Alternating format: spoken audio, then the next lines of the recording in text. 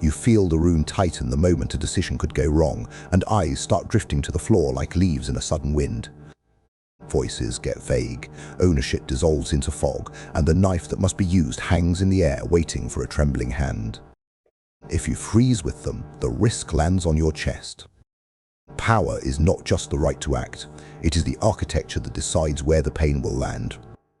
The leaders who survive don't deny guilt, they root it, buffer it, and meter it until it no longer burns their name.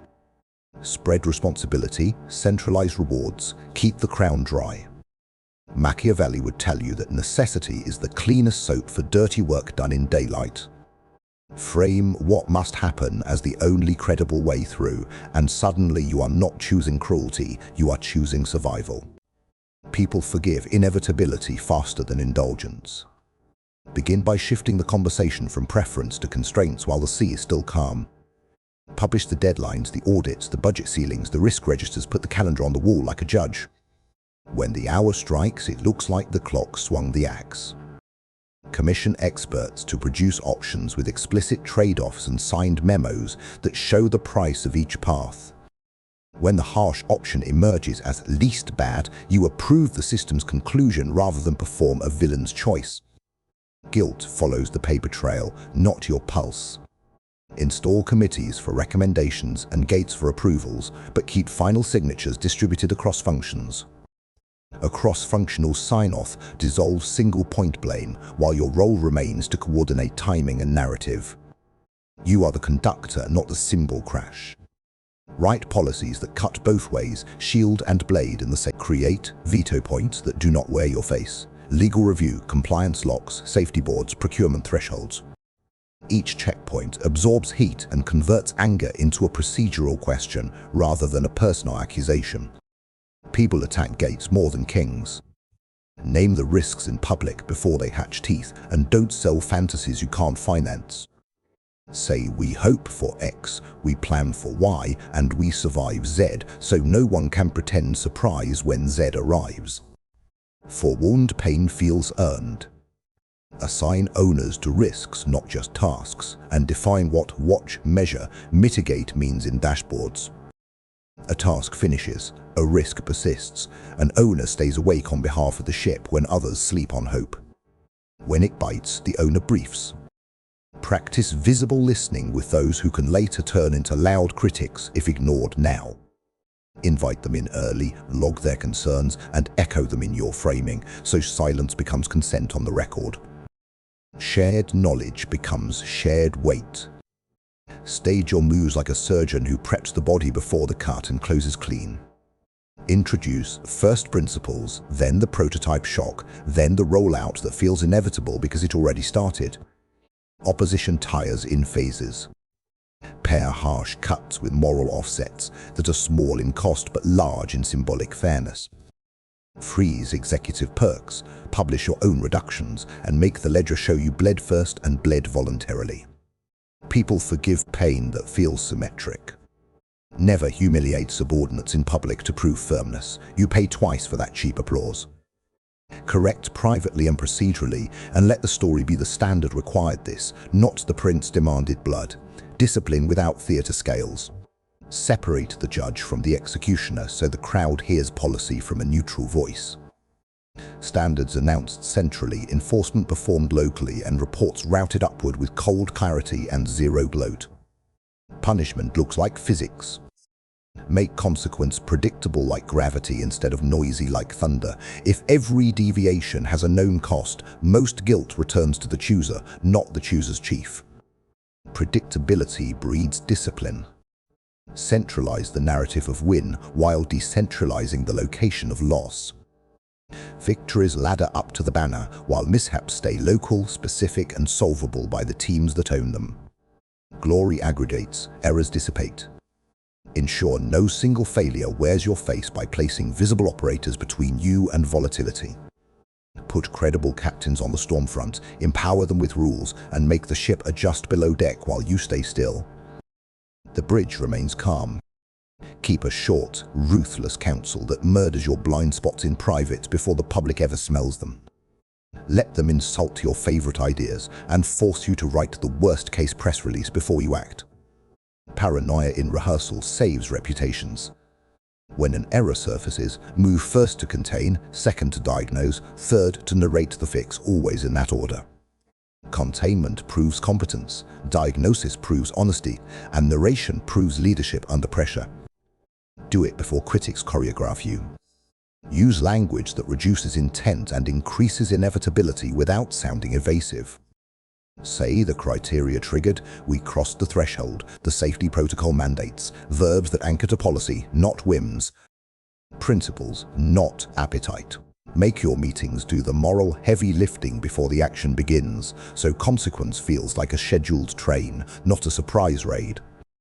Circulate pre-reads that frame the necessity, define the constraints, and force every stakeholder to put ink on paper around trade-offs while the water is still calm.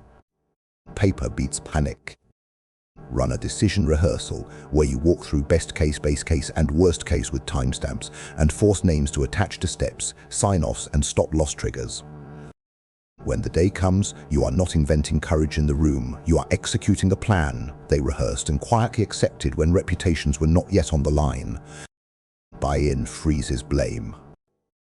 Build your language so it never puts intent on your ego when policy can carry it for you, and never uses vague cliches when numbers can close the door. Say, we passed the threshold, the indicator triggered, the safety margin was breached, while your dashboards sit visible like judges that neither love nor hate. Metrics hold the knife. Design your dashboards for decision, not decoration, and train people to feel the difference between a nice picture and the necessary pressure. Show leading indicators, error bars, runways remaining, and color bands that change before the cliff, so the long debate happens while choices are still cheap. Early red saves kings. Write contracts that encode where guilt goes when suppliers stumble, and make quality clauses speak louder than press releases when the lights go hot. Vendors love applause until the audit arrives. Vendors respect leaders who structure reality with penalties, inspections, and kill-switch logistics that cannot be negotiated at midnight. Teeth make partners honest. When regulators ask for heads, you should already have institutional bodies to show, functions, roles, procedures, logs, and training records that prove rigor over theatre. You do not win by pleading purity, you win by presenting documents, timelines, root cause trees, and remediation plans that show a spine made of verifiable steel.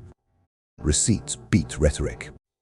Teach your people to timestamp every material decision with context, alternatives, and rationale, not to build a bunker, but to build a bridge back to sense when storms distort memory. The human brain edits history under stress. The written record rescues truth from the smog of hindsight and the temptations of scapegoating. Ink resists fire.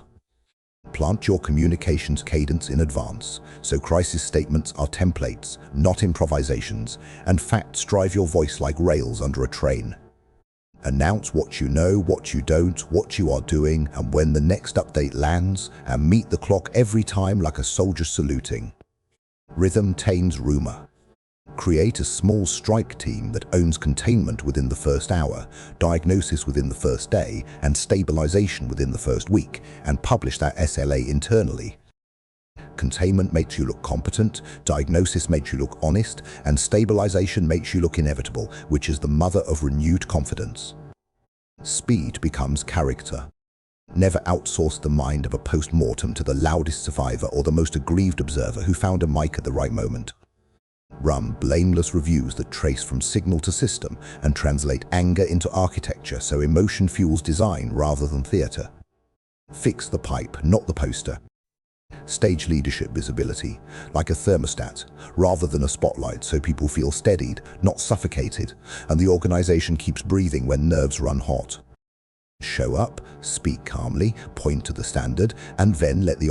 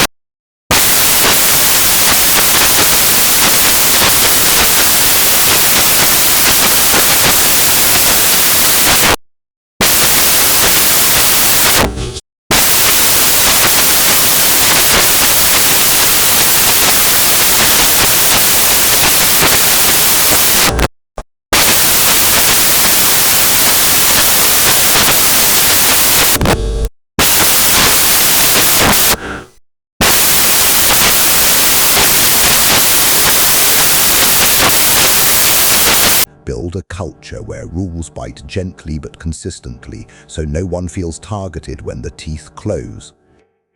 Consistency turns punishment into weather, and weather offends no one because it belongs to the sky, not to temper. Make weather your ally. Teach managers to speak in verbs of process, not moods of preference, so their teams hear law, not longing. We follow the trigger, we escalate at threshold, we roll back at variance, become the liturgy that replaces drama with choreography. Language writes muscle memory. Hold monthly normalization of deviance checks where tolerated shortcuts are exposed like dust in a beam. What you permit in peacetime becomes your headline in war, so sweep the corners before the camera finds them. Small rot sink ships.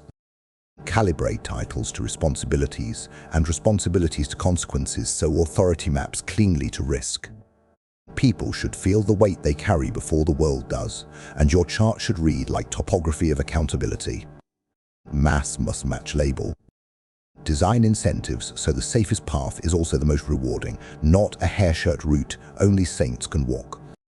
When the high road pays, the low road empties, and your policies become popular without slogans. Make virtue profitable.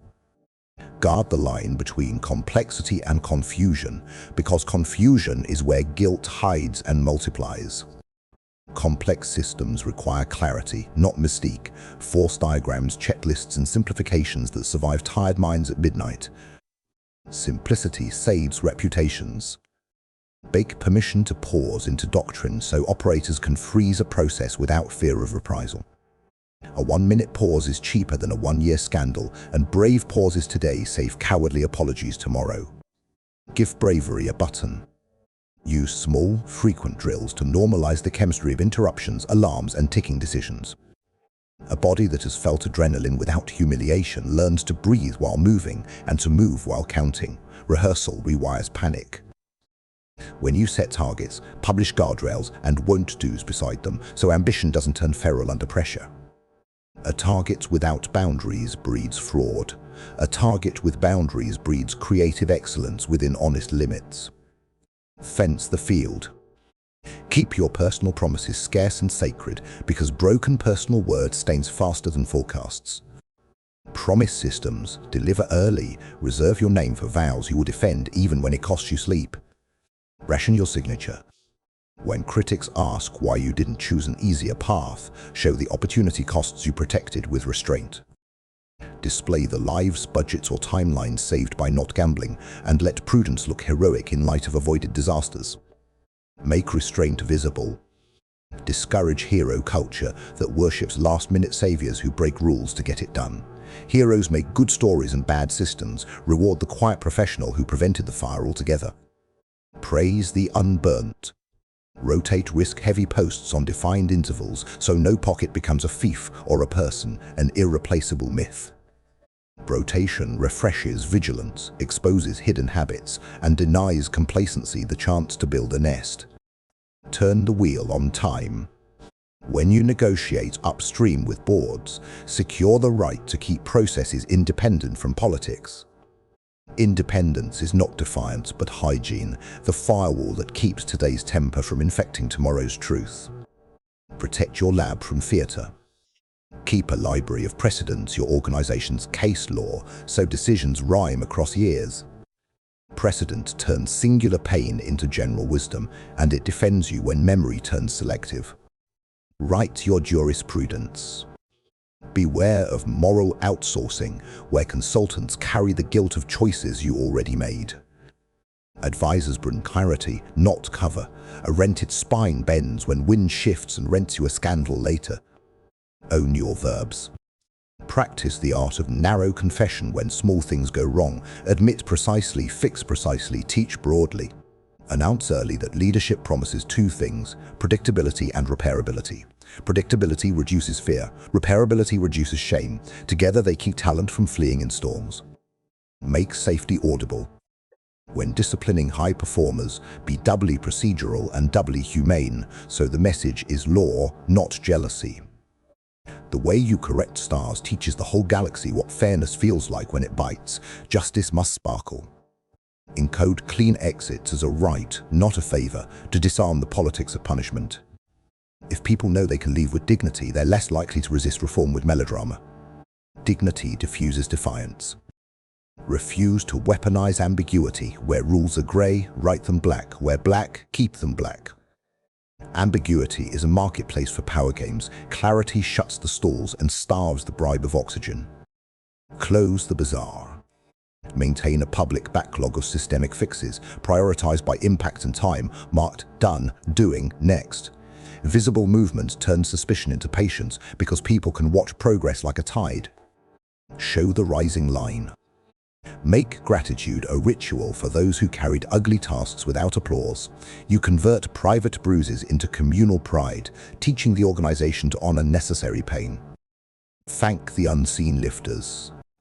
Train spokespeople to say, I don't know yet, but here's the next timestamp, without shame.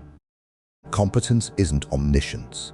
Competence is cadence under uncertainty, and cadence breeds trust. Own your clock. Guard against grand gestures that flatter courage while impoverishing systems.